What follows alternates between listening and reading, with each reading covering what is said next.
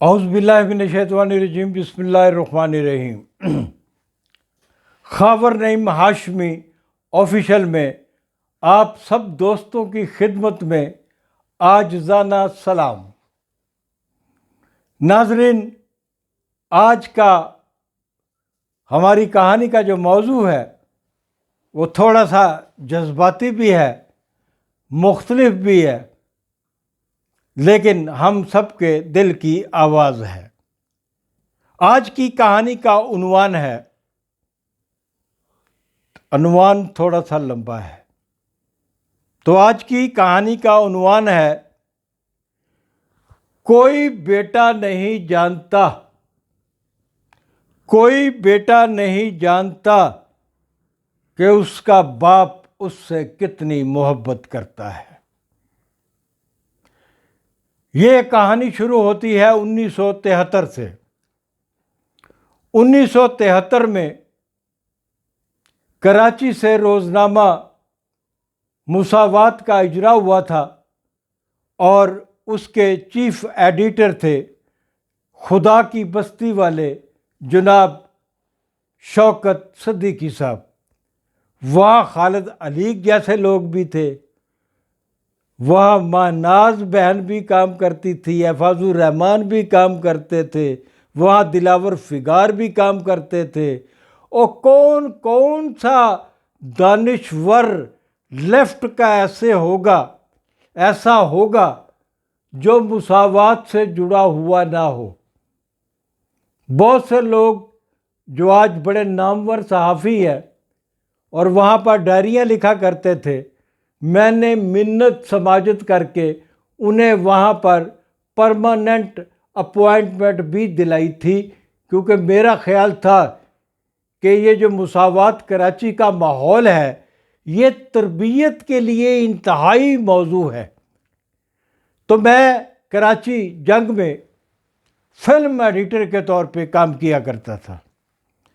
میرے ذمہ میں تھا کہ میں ہفتے میں ایک فلمی جریدہ نکالتا تھا، بڑے سائز کا، جہازی سائز کا، جس کے 4 صفحات ہوتے تھے۔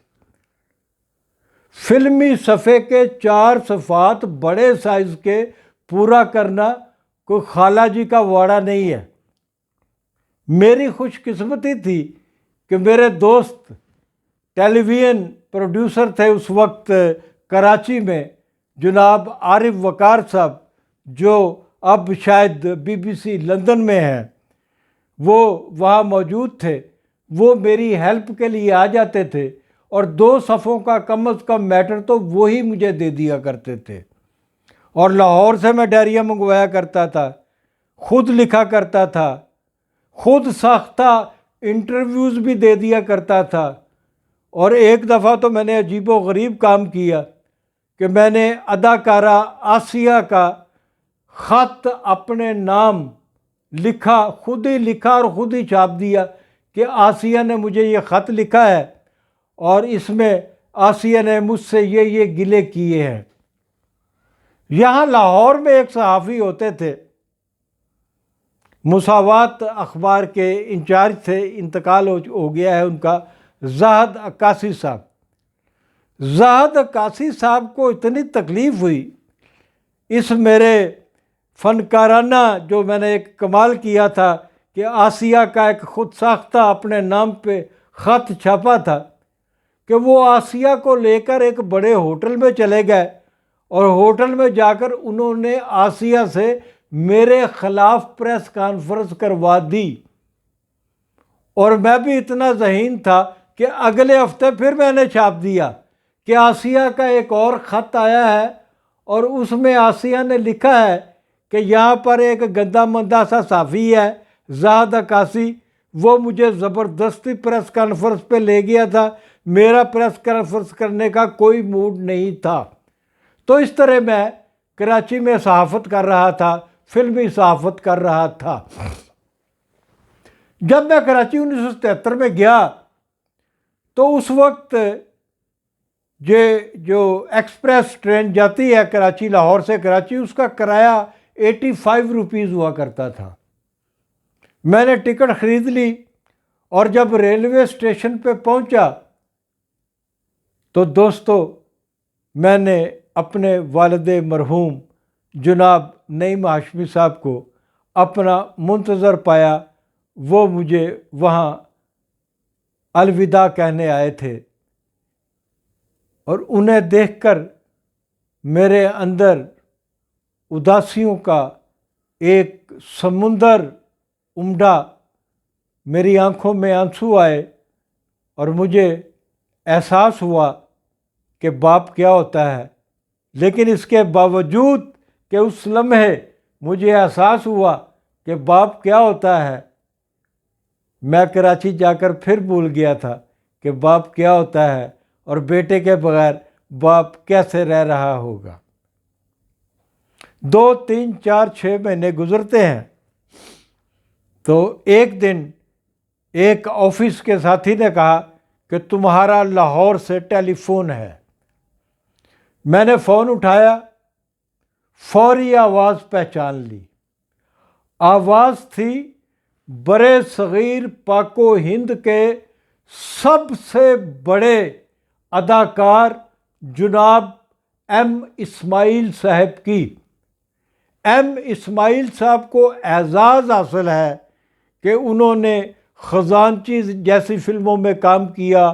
انہوں نے اس دور میں درجنوں سینکڑوں فلموں میں کام کیا جب فلم نے ابھی بولنا شروع نہیں کیا تھا. ایم اسماعیل صاحب کا جو انتقال ہے وہ 1974 میں ہوا. میں ان کے جنازے میں باٹی دروازہ بھی گیا تھا اپنے والد کے ساتھ. تو آواز تھی ٹیلی فون پہ پا اسماعیل کی. میں نے فوراً پہچان لیا اور گھبراتے ہوئے کہا جی جی جی جی جی جی جی پاجی جی پاجی. انہوں نے آگے سے کہا پتر تیرا پیو بڑا اداس ہو گئی، تیرا پیو بڑا ہی اداس ہو گئی، تو کسے نہ کسے طریقے نہ لاہور واپس آ جا.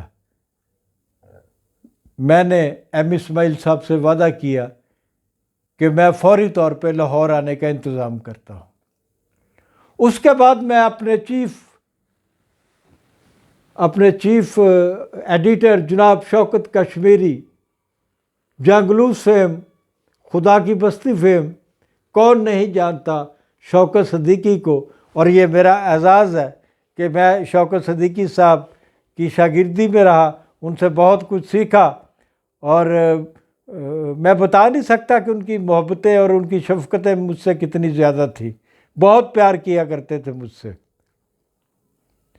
تو جب میں نے شوکت صدیقی صاحب سے بات کی کہ سر میں ہاتھ جوڑتا ہوں آپ کے سامنے، مجھے لاہور ٹرانسفر کر دیں.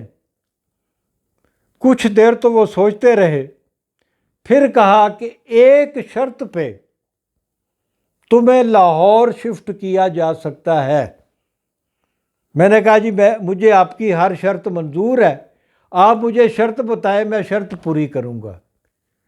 انہوں نے کہا کہ کراچی سے 4 صفحات پر مشتمل فلمی اخبار نکلتا ہے بڑے سائز میں. یہ 4 صفحات تم لاہور میں ترتیب کر کے کراچی بھیجا کرو گے اور کراچی میں یہ فلمی صفحات چھپا کریں گے. اگر تم نے خلاف ورزی کی تو تمہیں واپس بلا لیا جائے گا. میں لاہور پہنچا. شوکت صاحب نے جو کچھ کہا تھا وہ دماغ سے نکل گیا. شوکت صاحب کا کہنا میرے لیے تھا تو بہت اہم، لیکن یہاں بھی مجھے نیوز روم میں بھی ڈیوٹی دے دی گئی. نصرت رسالہ تھا، اس میں بھی ڈیوٹی دے دی گئی. اور اتنا کام تھا کہ میں 4 صفحات فلمی کراچی نہیں بھجوا سکتا تھا.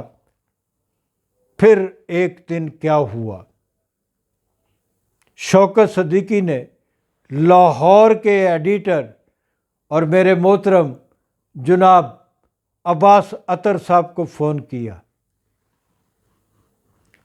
عباس یہ جو لڑکا ہے خاور نعیم ہاشمی، اس کو آج ہی فوری طور پہ ٹرین پہ بھجواؤ کراچی کے لیے۔ عباس اطہر صاحب نے کہا شوکت صاحب آج ہی کراچی کے لیے آپ کچھ مہلت دیں، میں اس کو کراچی بھجوا دیتا ہوں۔ شوکت صاحب نے کہا نہیں، آج ہی، اور تمہاری دوسری ڈیوٹی یہ ہے کہ جب اس کی ٹرین ملتان ٹھہرے گی تو تم مجھے فون پہ اطلاع دو گے کہ خاور کی ٹرین ملتان ٹھہری ہوئی ہے۔ جب یہ ملتان میں ہوگا میں اس کو ڈسمس کر دوں گا۔ ساتھیو، یہ تھی ہماری آج کی کہانی شوکت صدیقی صاحب سے اور کراچی کے دوسرے دوستوں سے۔ محبتوں اور دوستیوں کی داستانیں بھی آپ کو سناتا رہوں گا۔ خاور نعیم ہاشمی آفیشیل کو سبسکرائب کرنا مت بھولیے گا۔ گھنٹی کا لفظ، گھنٹی آپ کو نظر آ رہی ہے؟ گھنٹی، ایک دفعہ گھنٹی ضرور دبا دیں۔ خدا حافظ۔